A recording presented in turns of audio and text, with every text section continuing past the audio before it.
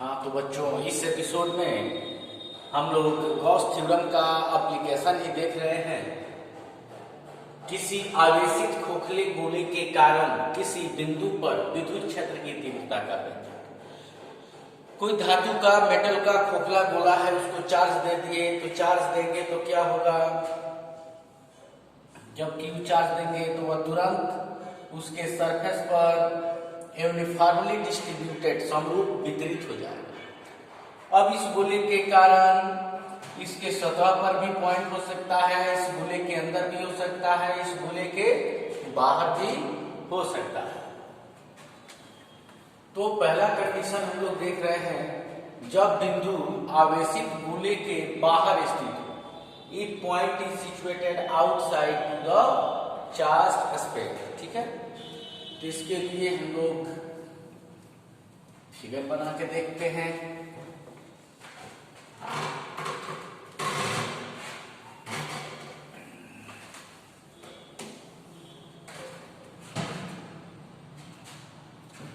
तो हम लोग मान लेते हैं कि ये एक चार्ज स्फीयर है, इसका रेडियस कितना है, r है, इसका सेंटर O है, और इससे स्मॉल r की दूरी पर कोई पॉइंट P है जिस पर इलेक्ट्रिक फील्ड इंटेंसिटी ज्ञात करनी है। ठीक है, ये चार्ज स्फीयर है, हॉलो स्फीयर है S, जिसका रेडियस है कैपिटल R, और इसके सेंटर O से स्मॉल r के डिस्टेंस पर सिचुएटेड कोई पॉइंट P है जिस पर हम लोगों को इलेक्ट्रिक फील्ड इंटेंसिटी ज्ञात करनी है। तो हम लोग जानते हैं कि इसके सेंटर से स्मॉल r की दूरी पर कोई भी पॉइंट होगा तो उस पे इंटेंसिटी इक्वल होगी। क्यों? क्योंकि ऑलरेडी हम लोग जानते हैं 1/4πε0 Q/r²। तो Q को सेंटर पे अगर मान लिया जाए, Q को सेंटर पे मान लिया जाए तो डिस्टेंस सबका इससे समान ही होगा, तो इंटेंसिटी भी समान ही होगी। तो हम लोग क्या कर सकते हैं, इस स्मॉल r रेडियस का एक गॉसियन सरफेस की कल्पना कर सकते हैं, GH गॉसियन सतह। अब इस गॉसियन सतह पे किस एरिया का गॉसियन सरफेस हुआ, ये तो ये स्मॉल r रेडियस का, और कैपिटल R इसका रेडियस है। तो इस पे एक स्मॉल एरिया एलिमेंट dA लेते हैं, और इसकी दिशा क्या होगी, तो इंटेंसिटी की दिशा में होगी। इस स्मॉल एरिया एलिमेंट dA की दिशा इंटेंसिटी की दिशा में होगी, क्योंकि ये गोला है। जैसे कि ये किसी गोले का सतह है तो इसकी दिशा इस सतह पर लंबवत बाहर की ओर है, और इसके अंदर ऐसा ही गोले पे चार्ज है प्लस, तो उसका भी दिशा सेंटर से बाहर की ओर है, मतलब इससे सेंटर से बाहर की ओर ही ये फोर्स लगाएगा। ठीक है, तो लिख सकते हैं कि माना S एक R रेडियस वाला चार्ज्ड आवेशित खोखला गोला है। ठीक है, तो इससे इसके केंद्र से, इसके केंद्र O से स्मॉल r की दूरी पर स्थित पॉइंट P पर विद्युत क्षेत्र की तीव्रता ज्ञात करनी है। ठीक है, विद्युत क्षेत्र की तीव्रता ज्ञात करनी है। तो आपने क्या किया, स्मॉल r रेडियस का एक गॉसियन सतह बनाया, उस गॉसियन सतह पर कोई भी आप स्मॉल एरिया एलिमेंट लेंगे तो उसकी दिशा उस गॉसियन तल के दिशा के लंबवत बाहर की ओर होगी, और उस पर स्थित प्लस चार्ज भी उसी दिशा में यानी गॉसियन तल पर लंबवत बाहर की ओर ही बल लगाएगा। तो अतः स्मॉल आर त्रिज्या कितना दूरी पर लेना है, आउट साइड है या स्मॉल इन साइड है, उसी रेडियस का ले लेंगे। अतः स्मॉल आर त्रिज्या का एक गॉसियन सरफेस, गॉसियन सतह बनाया तथा इस पर अल्पांश डीए आपको बताया है सदिश होता है, लिया जिसकी दिशा किधर है, तीव्रता की दिशा, जिसकी दिशा विद्युत क्षेत्र की तीव्रता ई की दिशा में है। तो यदि डी फाई अल्पांश डीए से गुजरने वाला फ्लक्स तो ये d phi small area element d A से गुजरने वाला फ्लक्स हो, तो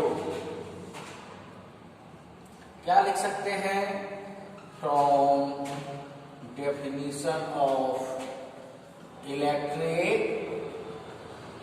फ्लक्स, क्या D phi equal to scalar product of intensity and small area element, यानी ई डी ए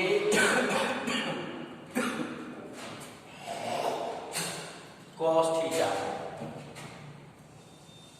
और यहाँ D phi E D A cos 0 लिख सकते हैं क्योंकि ई क्या है, पैरेलल है डीए की। ठीक है,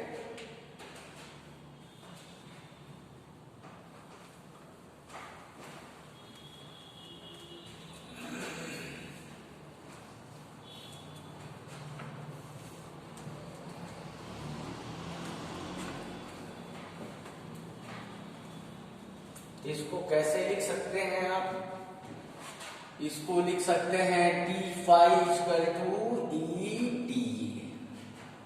तो if phi is total flux passing through Gaussian surface, यदि गॉसियन सतह से होकर गुजरने वाला कुल फ्लक्स फाई हो, तो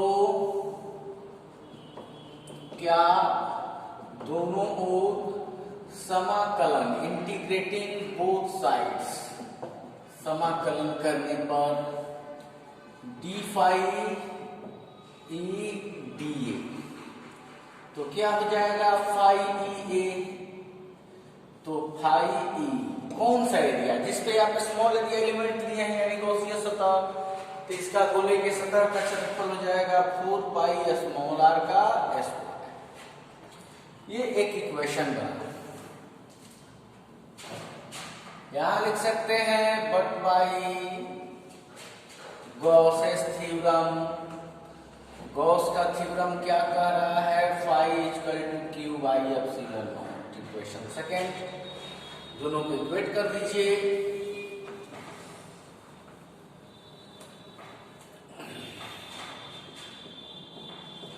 Now equating first and second, तो क्या हुआ, E 4 pi R square equal to Q by epsilon naught, तो E equal to 1 by 4 pi epsilon naught Q by R square.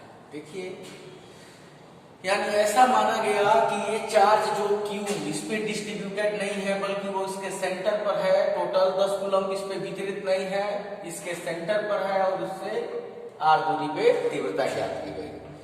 यानी अगर पॉइंट गोले के बाहर स्थित हो तो माना गया क्या रिजल्ट आया कि वो टोटल चार्ज ऐसे काम करेगा जैसे कि वो उसके सेंटर पर स्थित हो। ठीक है,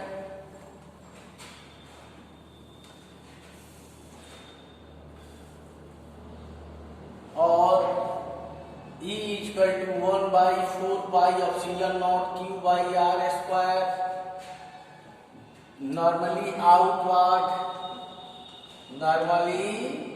outward at Gaussian surface, Gaussian सतह पर लंबवत बाहर की ओर, ठीक है। तो इसको आप डिफाइन किए, इतना होगा। अब एक कंडीशन दो से देख सकते हैं। कंडीशन सेकेंड में क्या लिख सकते हैं कि यदि पॉइंट P कहाँ हो, आवेशित गोले के सतह पर ही स्थित हो, तो क्या होगा, तो R बराबर R हो जाएगा, ठीक है। तो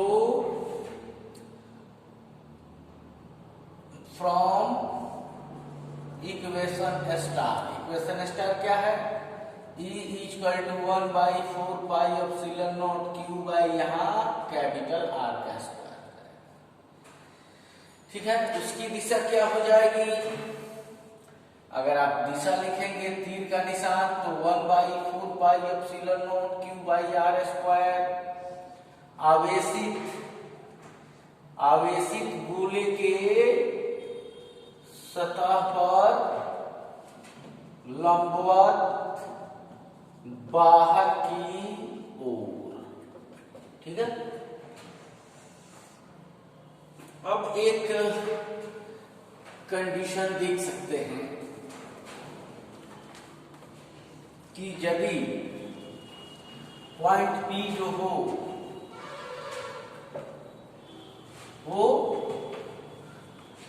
पहले देखे थे कि बाहर था, उसके बाद देखें कि सतह पर आ गया, उसके बाद आवेशित गोले के अंदर, ये आवेशित गोला है, इसका रेडियस है कैपिटल R और इससे स्मॉल r की दूरी पर कोई पॉइंट P है, तो क्या होगा। तो थर्ड कंडीशन लिख सकते हैं। कंडीशन थर्ड क्या, कि यदि पॉइंट P कहाँ हो, आवेशित गोले के अंदर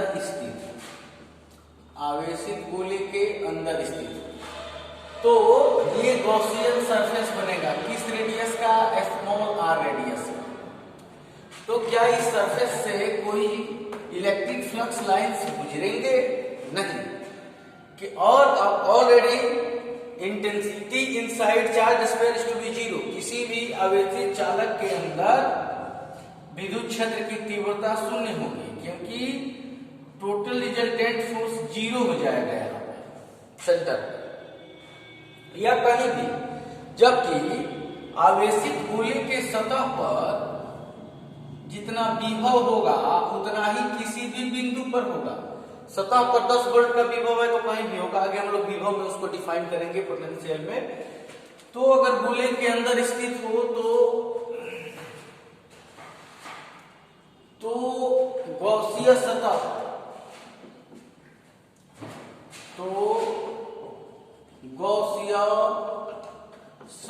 से गुजरने वाला फ्लक्स I बराबर 0, अतः E बराबर 0, ठीक है। अब हम लोग इसको अगले एपिसोड में फिर देखेंगे, नेक्स्ट क्लास।